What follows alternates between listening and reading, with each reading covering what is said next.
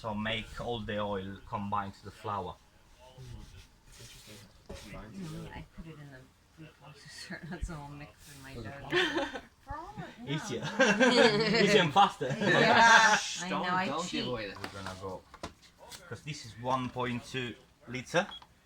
So in this two, because they are 500 grams, so we're gonna put 300 grams, and this one is all recipe, 1 kilo recipe, so we're gonna put 600. Put it in now. Yeah, I was gonna say it's a lot of Like, math. okay. Yeah. Science. Two-thirds Chemistry. of It is. 60%. That's true. Science of cooking. Well, you have it down to a science with your food processor. Yeah.